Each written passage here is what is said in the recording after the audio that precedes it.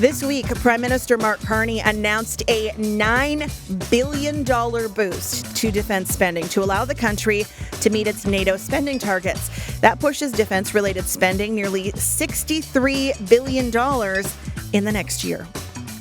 Our fundamental goal in all of this is to protect Canadians, not to satisfy NATO accountants. While the Prime Minister insists this is not about pressure from the United States, the headline this week in the Wall Street Journal reads, quote, Canada to boost military spending to try and placate Trump. This pledge comes amid negotiations on a new economic and security framework in the United States. And while many are making the case for pouring more money into Canada's military, others are asking, where will the money come from? We'll have some bright minds on both national security and economics standing by. To help us make sense of all of this, we'll also hear from 15-Wing Moose Jaw about some recent big investments here in Saskatchewan. We always want to hear from you as well. What do you make of Canada's new big push toward military spending and defense? Is it long overdue or money better spent elsewhere? Call 1-800-716-2221 or email bluesky@cbc.ca. So we're going to start out in Calgary. That is where we find Todd Hirsch. He's an economist and director of the Energy Transition Centre. He recently wrote an opinion piece for the Globe and Mail weighing in on Canada's boost to the defence spending. And he joins us now. Todd, welcome to Blue Sky. Thanks for having me, Sam. Before we get into things, I want to play a little bit of the speech from Prime Minister Mark Carney that he made earlier this week.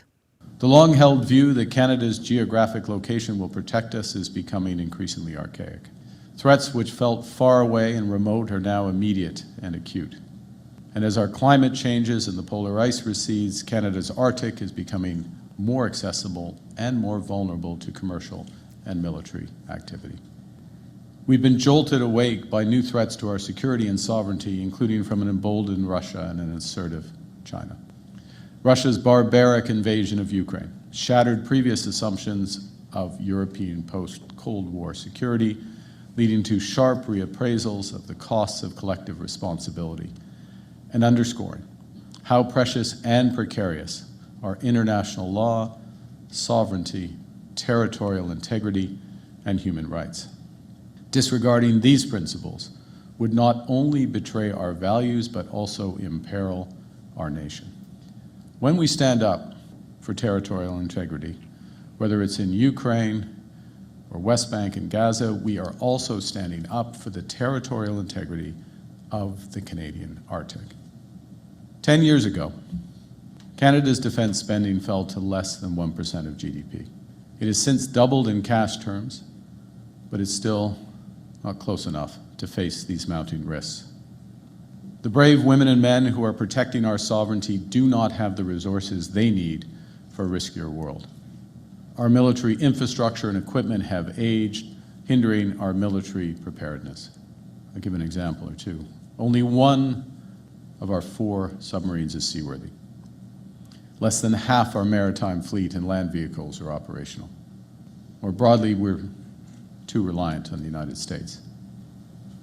And so for all those reasons, I'm announcing today that Canada will achieve NATO's 2% of GDP target this year, half a decade ahead of schedule. More broadly, we are too reliant on the United States, he says. Todd, what do you make of what Prime Minister Carney had to say there? Well, I mean, he said a lot in that statement. And, broadly, I can't disagree with his assessment that we're in a different world in 2025. I think every Canadian recognizes that this is no longer the 1990s when the world seemed like a much safer and much more secure place. Most listeners will remember the 90s.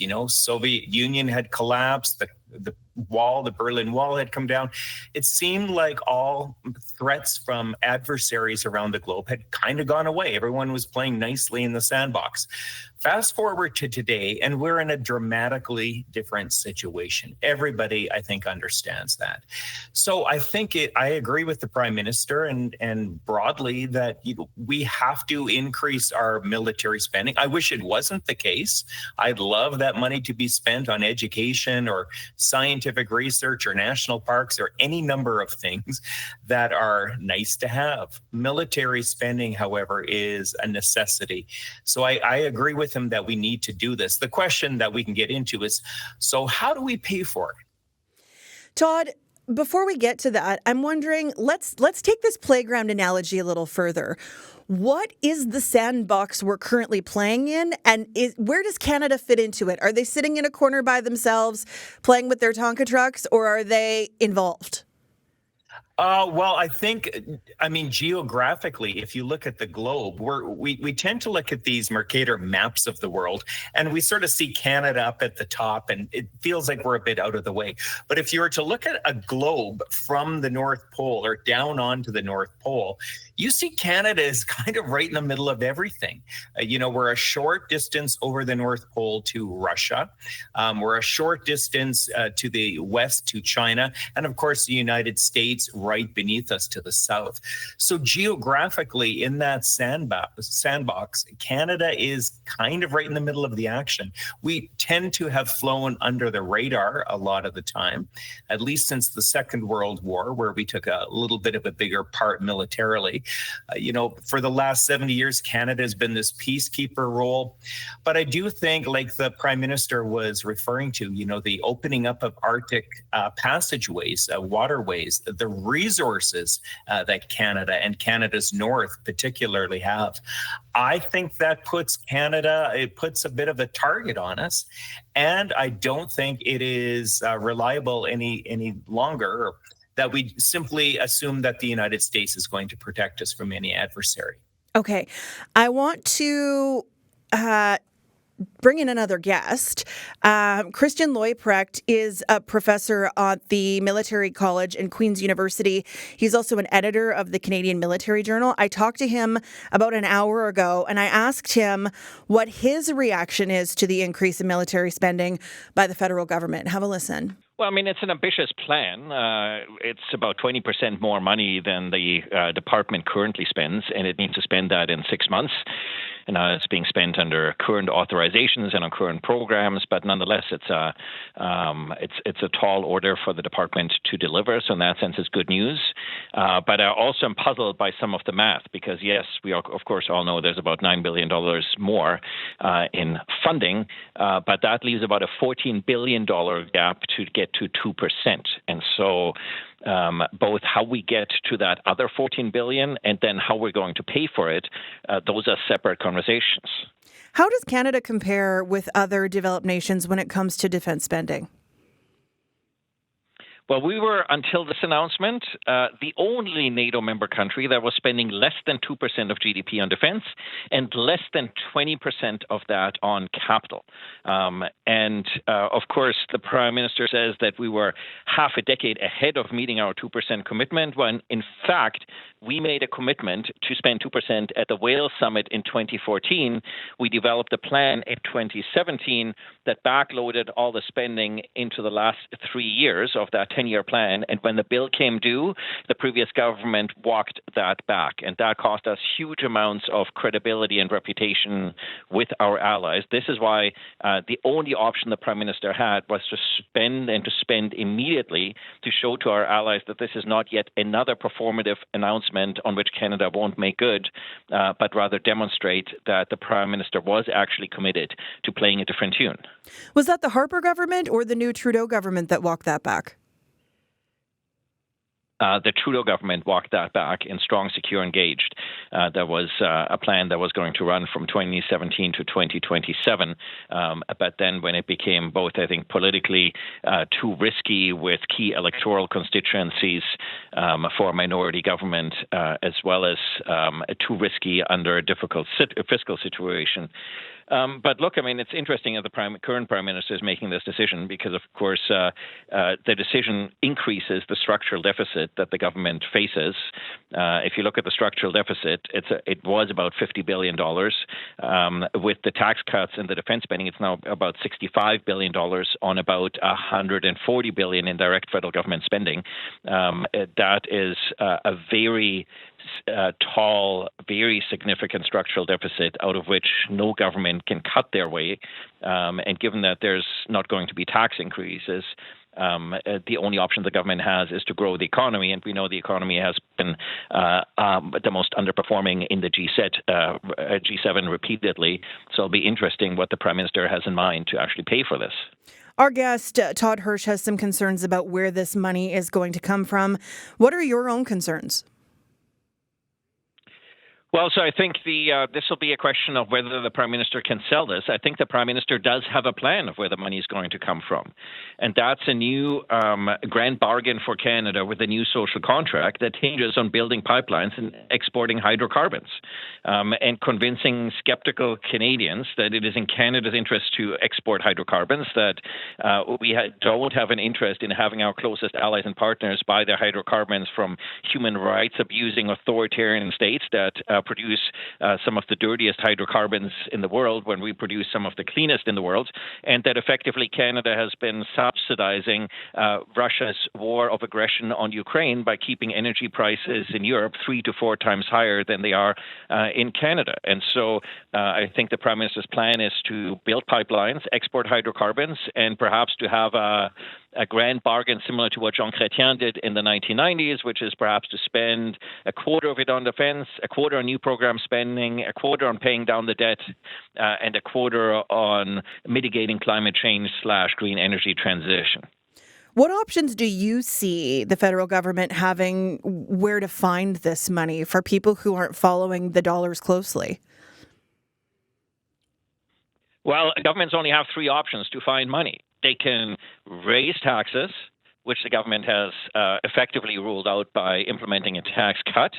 They can try to cut their way into, for instance, reallocating. You could reallocate from other programs, but the amounts of money involved are so big that there is no other programs that you could conceivably cut. I mean, you could cut the $1 billion subsidy to Canada Post, but I mean that wouldn't get you anywhere near, for instance, to what the 1.3 billion you spend on the CBC, but that simply won't get you there.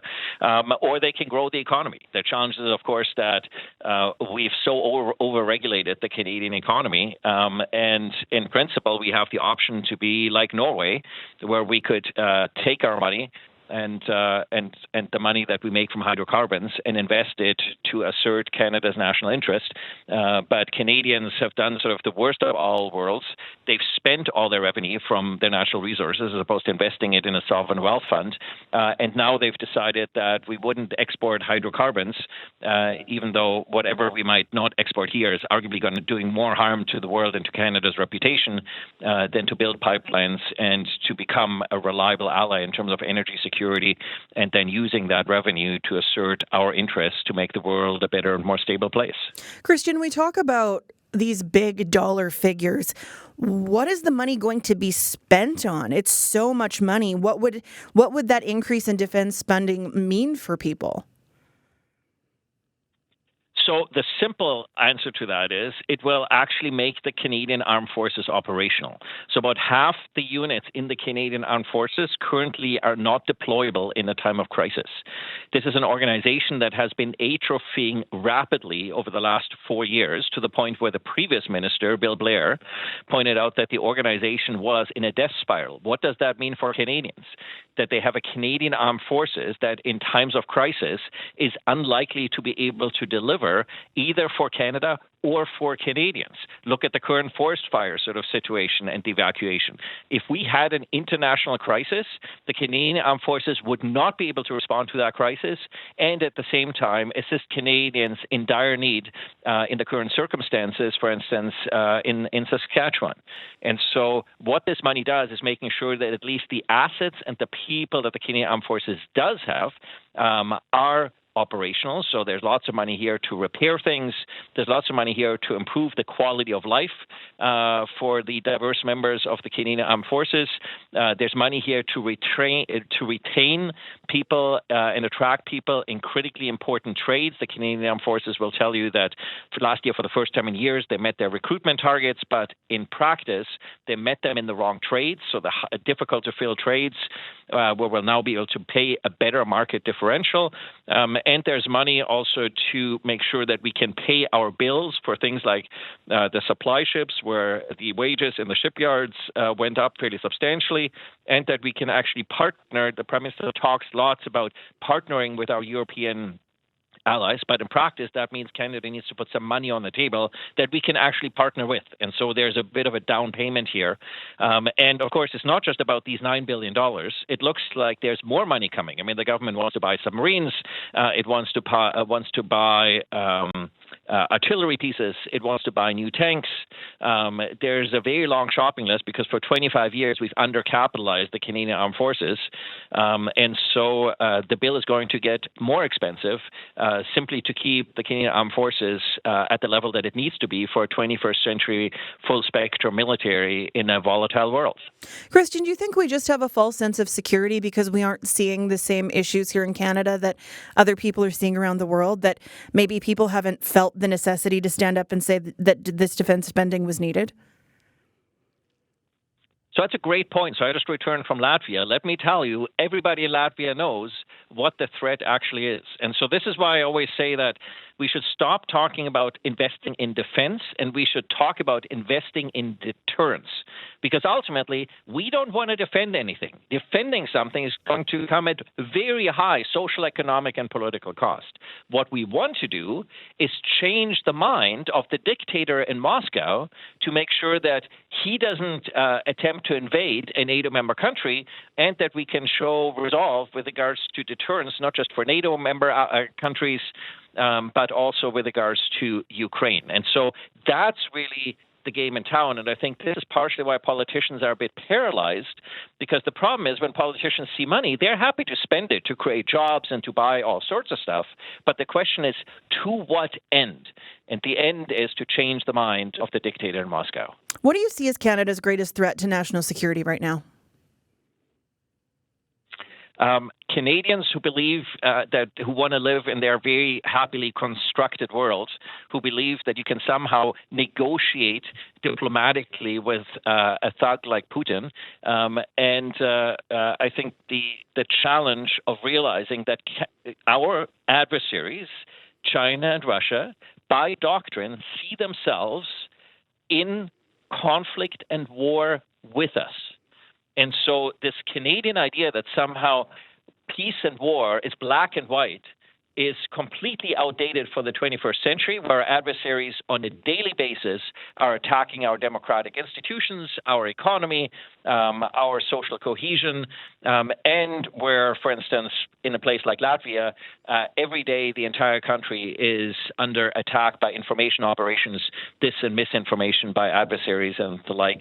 So we need to world up that we live in a highly contested world, and that we need to have the capabilities to respond to that world. And I think this is why the Prime Minister is making this announcement, this investment, just before the G7 meeting and just before the NATO meeting in The Hague, 24-25 June, because the Canadian Armed Forces are first and foremost a foreign policy instrument. They are arguably Canada's most important foreign policy instrument. By letting it atrophy, it also means that Canada increasingly does not have a voice, not just on the world stage, but among its most critical allies and partners. And so this is a way for Canada to make sure it has a voice, because as a middle power, you don't want to be reacting to the world. You want to be able to shape the world in your best interest. And the Canadian Armed Forces are one instrument at the government's disposal to do that. Christian, before I let you go, I want to talk to you about the timing of this announcement and the relationship in partnership with our neighbors to the south. Obviously, there's a lot going on in the United States right now in LA. We've seen Donald Trump use the military for a variety of things in his presidency, this one and the last. Does this timing have anything to do with the President of the United States? Certainly the President of the United States, but not just this administration. The Biden administration, Congress have all complained bitterly for years about Canada's underinvestment when it comes to security and defense, and the multiplication, in addition, of threat vectors from Canada to the United States, whether that's by way of hypersonic weapons from Russia overflying Canada, against which Canada can't defend, or whether that's in terms of organized crime, financial crime, foreign interference, money laundering, the weaponization of human trafficking and migrant smuggling into the United States through Canada. And so between the border, the Strong Border Act and the investment in defense and all that ahead of the U.S. president coming to Canada and coming, of course, to the NATO summit, this is Canada, I think, reestablishing not just its credibility as having America's back in terms of the pact that we have had with America to this effect since 1940, that we would look out for one another, but it is also the down payment that Canada needs to make when the Prime Minister talks about a new trade and security pact. The Americans are saying, okay, we can have a trade pact, but where's your investment to show that you're serious about security? And so this is the Prime Minister demonstrating that indeed Canada is making the investments to be seen as being serious to lay the foundations on which we can then negotiate a new trade and security pact with the United States. That, by the way, is essential to safeguard our prosperity that pays for not just defense, but the social programs and the social cohesion that we cherish. Christian, thanks so much for your perspective. I appreciate it so much. It's been my pleasure. Thank you. Well, my other guest is Todd Hirsch, a Calgary-based economist and author. Todd, what do you think about what Christian had to say? What stood out to you?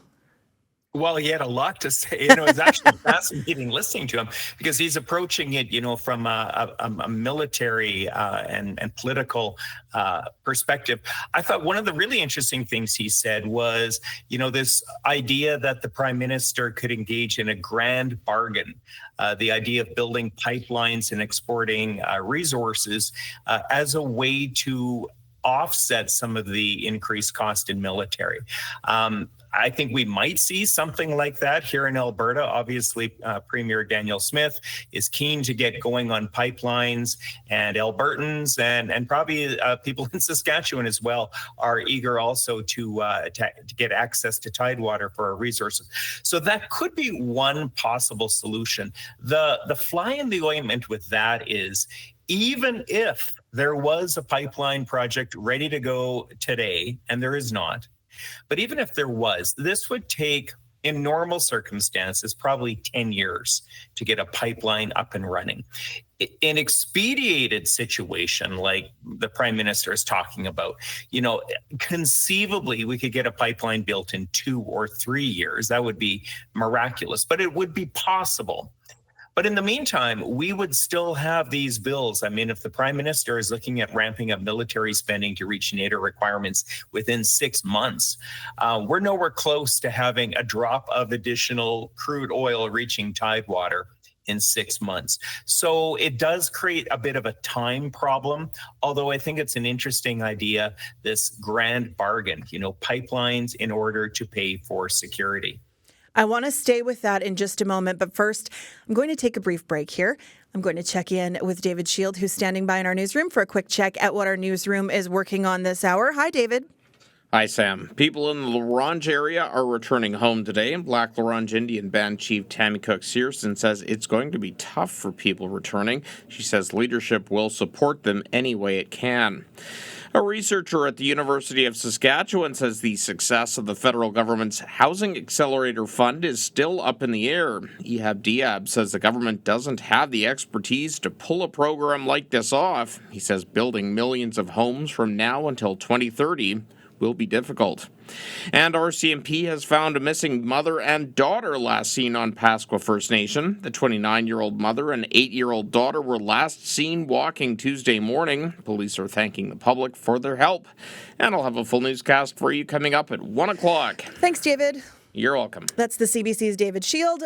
I'm Sam McKegg. Today we are talking about the federal government's boost in spending for defense. My guest this hour is Calgary-based economist and author Todd Hirsch. He's also the director of the Energy Transition Center. Todd, let's talk about money. What are the options when it comes to getting to this 2%? It is so much money. When you even just consider you're in Alberta, what's Alberta's annual budget? Right? Oh, Alberta's annual budget, about $50 billion. And so where do you get $9 billion of that? Yeah. That is the fantastic question that I've been raising. And I want to make it clear again, I'm in favor of reaching the NATO targets. I think we do have a responsibility. So I don't want people to misunderstand me when I say, where's the money going to come from? Because that could be misconstrued as, he's against it. Or a realist. I'm in favor of it. Yeah. I'm in favor of it, but we need that proverbial adult conversation about how we pay for this. The metaphor I like to use is, if you've got a household and all of a sudden the roof starts leaking, there's no question. You've got to repair or replace the roof. Now, the question is, where does that money come from? You could either cancel all of your planned vacations for the next 5 years. Boo, no one wants to talk about that. You could either make everybody in the household get a part-time job on the weekends to increase revenue. No one really wants to talk about that.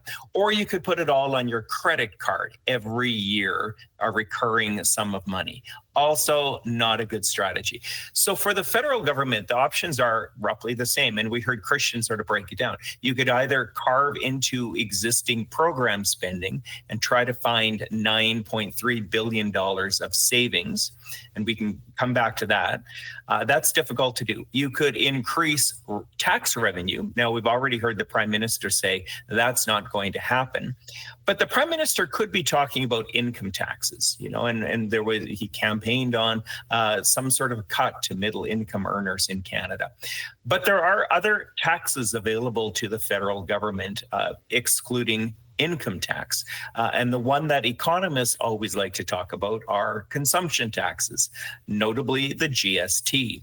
The GST, the 5% GST, raises roughly $40 billion a year. You could increase that by 1% or 2%. That would easily cover the additional $9 billion. But no one wants to talk about increasing taxes. And obviously the Prime Minister has been saying the very opposite. So raising tax revenue is the second option, but not a good one. The third option is also not great, and that is just add it to the deficit, add it to the pile of mounting federal debt, and let future generations deal with it.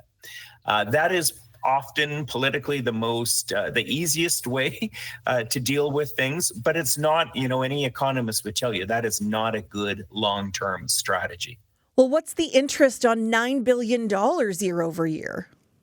Oh, that's a good question. I don't have the math right on the top of my head. I can tell you at the moment, the federal government pays $50 billion just in interest on the existing debt. $50 billion.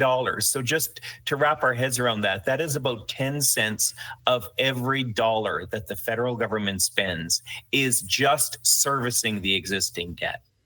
And if we add to that debt, that 10 cents of every dollar of spending is only going to increase. So it's not a good option, and the Prime Minister, he's an economist. He knows this better than anybody. We have three options. None of them are good, but we do have to, and I'm giving the Prime Minister some benefit of the doubt that in the fall budget, we will see a plan for where that money is going to come from. Where is most of the government's money currently tied up? Well, most of it is tied up in what we would call direct transfers to individuals or to provincial governments. So about a quarter of all of Ottawa's spending is direct deposits in things like old age security, the guaranteed income supplement, employment insurance. In other words, these are checks, or more likely deposits, directly into the bank accounts of Canadians. They're direct transfers. Very, very difficult to touch any of that. I would say God help any politician who wants to shaving back old age security, and you can't really spring that on people, especially when that was not in a platform of the election. So about a quarter is transfers to individuals. Another 20% is transfers to provincial governments in two major transfers, one the Canada Health Transfer and the other the Canada Education Transfer. These are monies that Ottawa sends directly to provinces to help the provinces pay for those things, healthcare and education.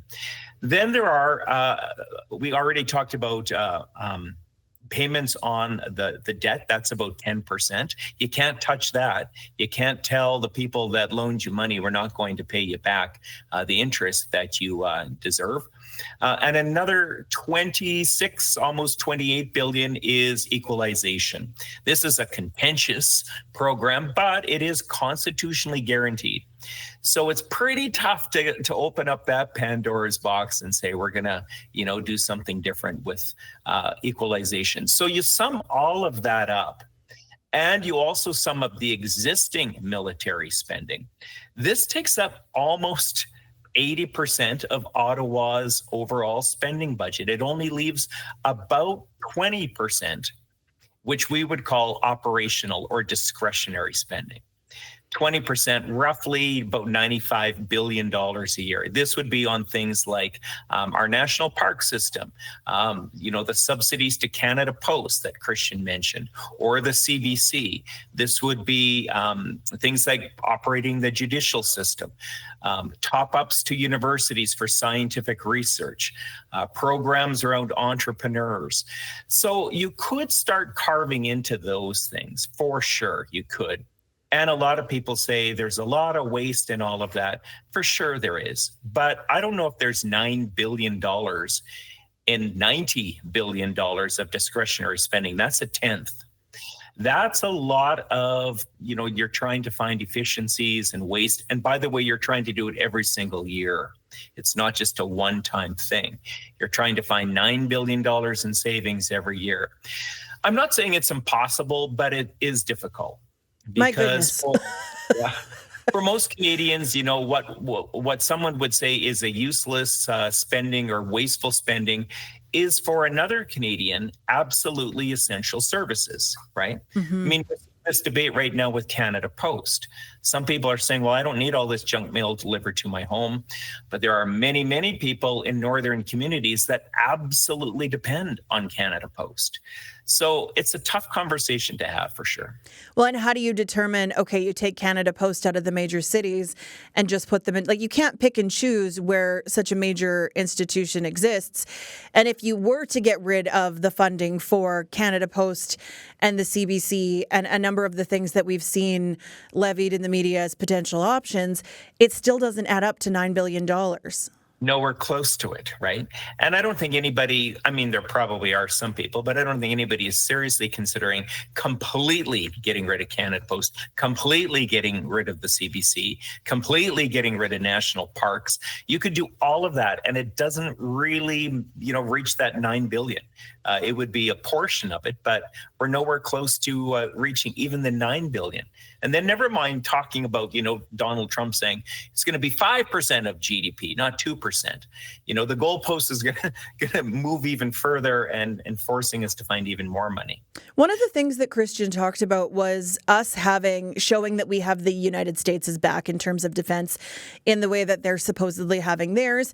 Would you say that we're in a really weird political climate right now where the president of the United States keeps talking about annexing Canada as a 51st state. Is having the U.S.'s back a priority right now for this government? Well, I think it has to be. We heard the Prime Minister in the clip at the beginning of the show saying this isn't about NATO or anybody else. This is about protecting Canada. And he did kind of say this is primarily about protecting Canada. And I perfectly understand what he's saying. However, we all know that Donald Trump's coming to Alberta this weekend, and Mark Carney, our Prime Minister, is hosting the G7. He has to have something in his back pocket around this to say, hey, look, Canada is carrying our weight.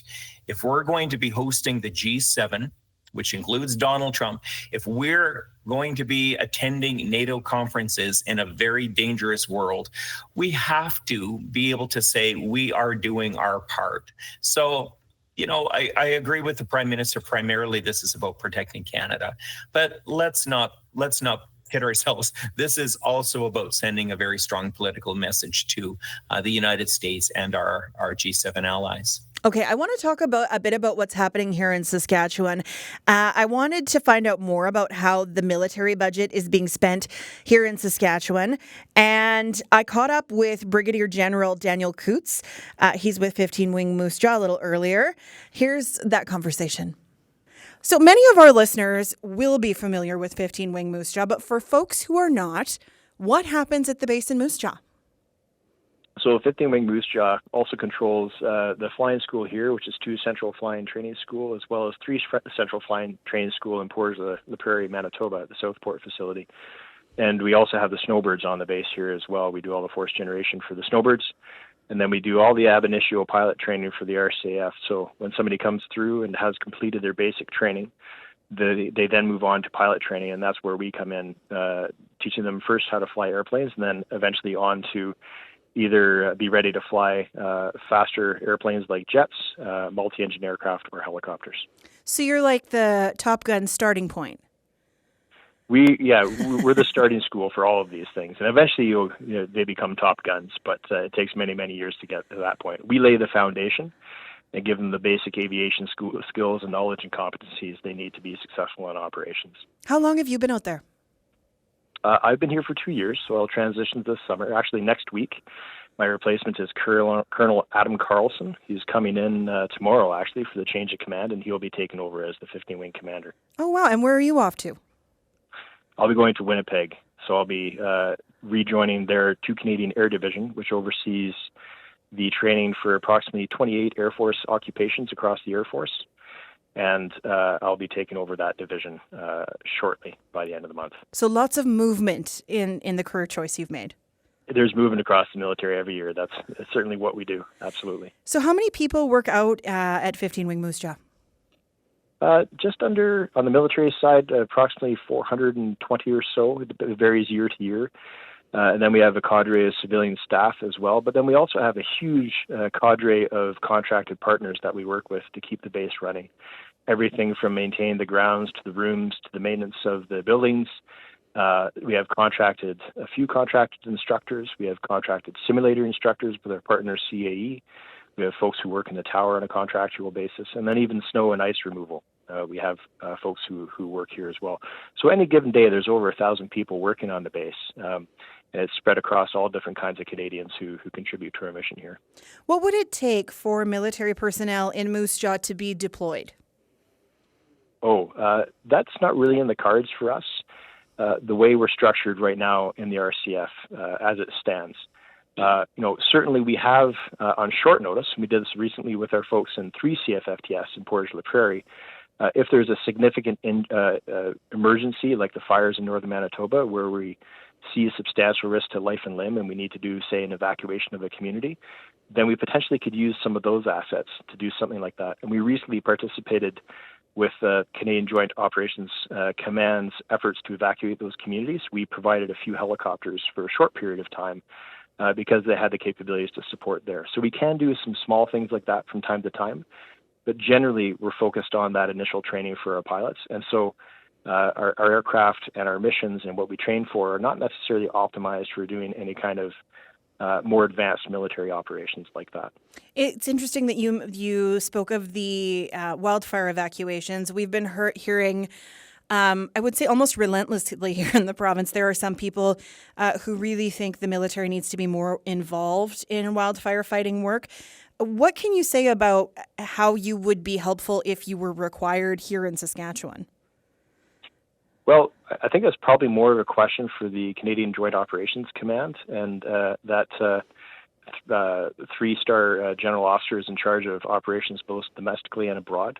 And usually when something like that comes up, there's extensive consultation between himself, the minister's office, the chief of defense staff, and they put together the plan of what is needed to achieve the effect that a province would need if they're declaring an emergency. Okay. So when Manitoba or Saskatchewan declares an emergency, what I've seen in the past, they have that request for assistance that comes over to the federal government, to the Minister of National Defense. And then they do that assessment of how we can best meet the needs. At the same time, not compete with a lot of the local industries that also, support and help out in those cases, like a lot of firefighting companies, civilian helicopter companies, even drivers and other charter companies in some cases for buses and what have you. So it is very carefully considered every time the Canadian Forces engages on an operation like that, and it's carefully planned out, even though it has to be done in a very short timeline, timely fashion. They're very practiced at doing that at that Joint Operations Command. That's helpful because I don't think a lot of people realize, myself included, how many things need to be considered on the military side as well as on the needs side from the request being made to the federal government. So what you're saying, too, is that pilots from Moose Jaw will never be called on to fly water bombers.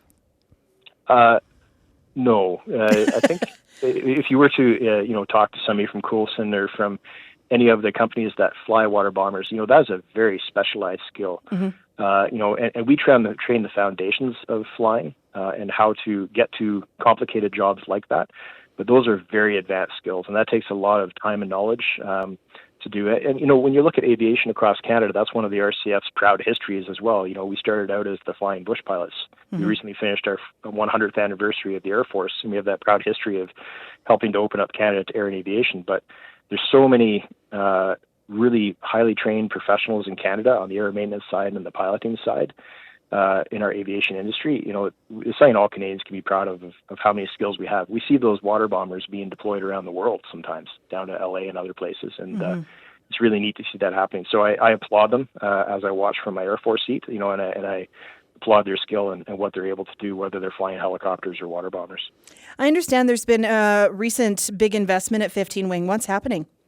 Certainly, for the future of aircrew training, the current program that we have, the NATO flight training contract, is about 25 years in the making now. So it's time to upgrade and change out the aircraft, the infrastructure, and also as the government has learned and the Department of Defense has learned over the last 25 years, we can also change some things and do things differently with our contractor partners as well.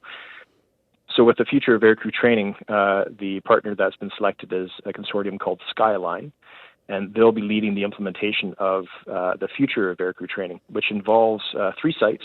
First is here in Moose Jaw, but then there's also Portage la Prairie and in Winnipeg, where they do the air combat system officer and air electronic sensor operator training. So Skyline will help the RCF train pilots and those other trades as well going forward. And that'll be coming into play. They're already starting work now, but we'll start to see more by 2028, 2029, 2030, and a complete revamp of all the aircraft we fly. So that will be 4 new fleets here, between here and Portage, and then additional aircraft in Winnipeg as well with 17 Wing, approximately 71 aircraft overall. And right now, at the baseline, this is a 11.5, if my memory serves me correctly, $11.5 billion investment from the federal government. And that will come into these locations. So definitely a boon for Saskatchewan regionally and for Moose Jaw particularly. And I think a commitment from the Air Force to training in these locations, stating to Canadians that, this training is still important, and it's important that we're doing it at these locations. I was going to say, 70-some aircraft sounds very expensive. Yeah, $11.5 billion over, I think it was 20 years, if I remember correctly. What difference will this make for 15 Wing? I think it will keep us, we need to improve and adapt to the times and new technologies. So we have high-quality training right now. There's no problems with our training that we do. But this will enable us to do it for another 20 years, 30 years into the future as we set those conditions with this new contract.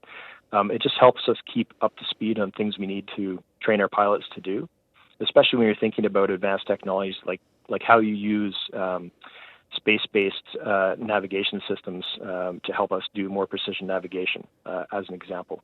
We need to be able to do that better. As you're having new systems being integrated in cockpits for future fighters, we need to be able to treat the foundations here as well and give the initial skills and knowledge they need to be able to get to that point. So these aircraft just help us do that better as well. They also have newer systems on board. Our aircraft are all safe that we're flying right now, but this will ensure we remain safe into the future. So it's a continued investment in the same kind of high quality pilots and air combat systems operators and ASOPs that we currently produce. Do it for many more decades. If someone's listening and they're thinking about joining the Air Force, what would you say to them based on the career you've had so far? It's a blast.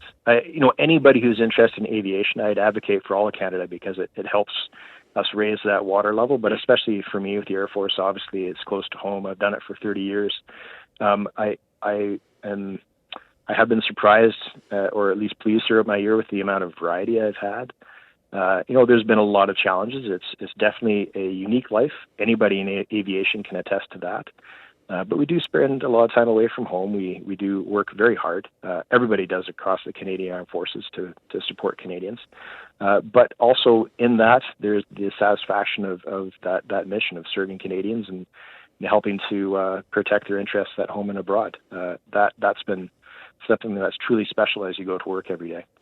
We know getting this defense spending target up will also mean needing more people.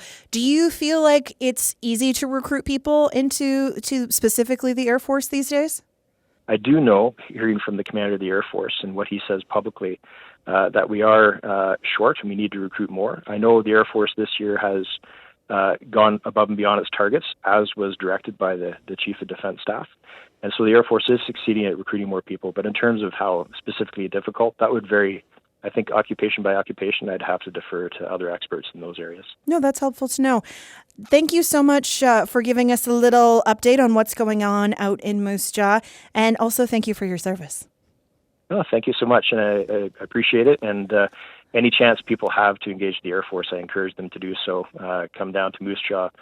See us the 12th of July. There's the snowbirds flying over the city and doing a bit of a show. It's being advertised through Evan Bright here in Moose Jaw, where people can buy tickets to go and see the snowbirds fly. And more generally, just around the province, when you see a military aircraft flying over or you have a chance to talk to a crew, I encourage all Canadians to reach out and say hello. That's Brigadier General Daniel Coots. He's the wing commander with 15 Wing Moose Jaw. Todd, as you're listening to the big investment going on out there, the cost of aircraft and those fancy airplanes we've all seen happen in Top Gun, it is going to take more people with all of this equipment when you talk about all of the machinery we have that isn't ready to go right now. Absolutely. And it was so interesting listening to your last guest from 15 Wing, because, as an economist, my mind goes to this is a really interesting multiplier effect that this government spending is going to have in communities like Moose Jaw and other CFB bases across the country. So it's important to remember, it's tempting sometimes for people to think, government spending is wasted money. It really isn't, depending on the kind of money that you're spending. In the case of increased military spending, a lot of that money remains in Canada. Now, procurement of fighter jets, I'm not sure, certainly there are going to have to be things where we're buying those from other countries. But the Prime Minister has also talked about, as part of the Build Canada program, that we are going to build up our military manufacturing infrastructure here in Canada. So those military, or that money spent on military, increasingly is going to stay in Canada, not just for procuring machinery and aircraft, but also hiring people, increasing the workforce in the military, which has those multiplier effects in towns and communities and cities across the country. Todd, I have so appreciated learning everything you know about the economy and defense spending. And I just have so appreciated your time and the clarity you've brought to some of this conversation today. I so appreciate it. Well, it's been a real pleasure. Thanks for having me, Sam. Todd Hirsch is many things, including an economist based in Calgary. He's an author. He's also the director of the Energy Transition Centre.